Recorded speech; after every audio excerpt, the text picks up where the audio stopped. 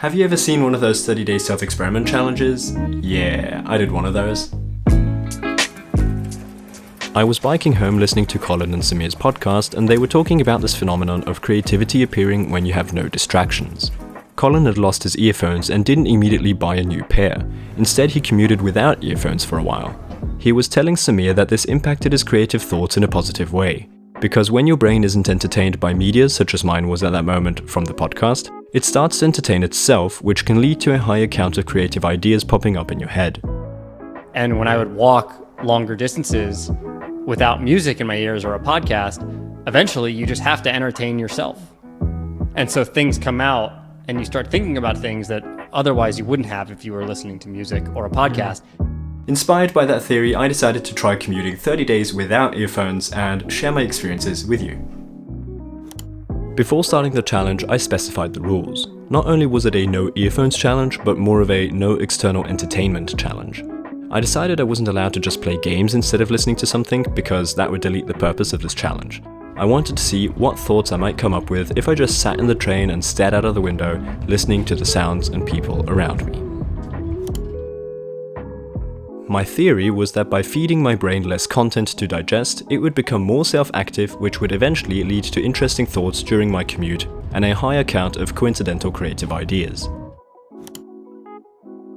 I started on November 11th, 2019. My regular commute is from home to college and back, additionally some commutes to either friends or other activities. On day one, I sat in the train and didn't know what to think. I was mainly thinking about what to think about. And towards the end of the day, I was rather bored by my commute.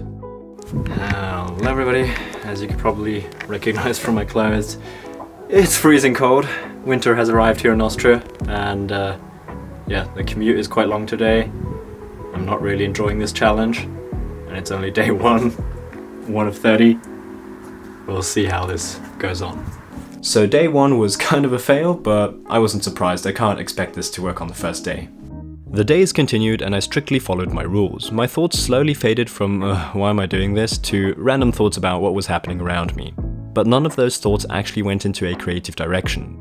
They were mostly based on what I could see or hear, which sadly wasn't anything that sparked any creativity for me. However, sometimes I thought a lot about the topic of an upcoming video and wrote scripts in my head. 14 days passed and that's about as far as I got. I didn't really have any long thought processes on anything.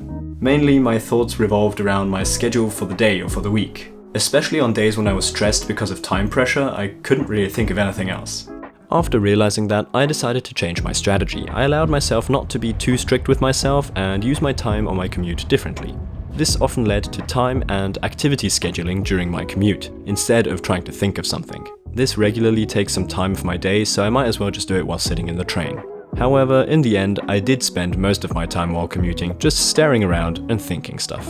By now, the 30 days have passed, and on the first day after completing the challenge, I immediately listened to music again during the commute, because the last few days of the challenge I was already really itching to listen to some music again while commuting. In conclusion, this challenge sadly did not work out for me. Here and there I could see some value in what I was doing, but it never led to anything so great that it has convinced me to stick to the no earphone commute. However, I do think that this is a challenge worth trying. A big portion of the success depends on your personality. I do often think a lot about various things, but usually not on my commute, but in talks with friends or in random places such as in the shower. However, there are personality types which tend to get lost in their own thoughts easily and a lot.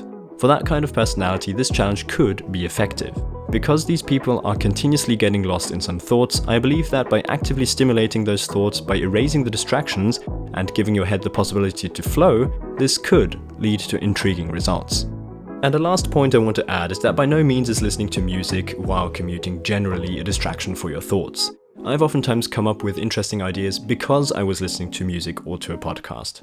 This video idea here came from listening to a podcast. So, this theory of stimulating your thoughts by erasing distractions should not be understood as a call to stop listening to stuff while commuting. It was just an interesting experiment I wanted to try out. Oh, and one more thing. This challenge really made me appreciate listening to music during my commute now.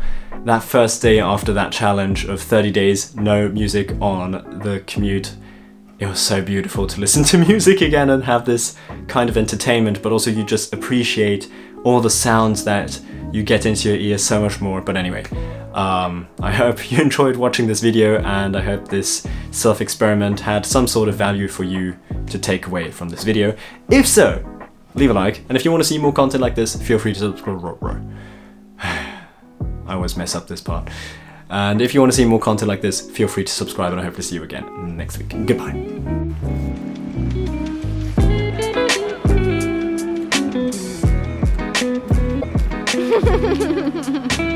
Machst du ein paar Outtakes?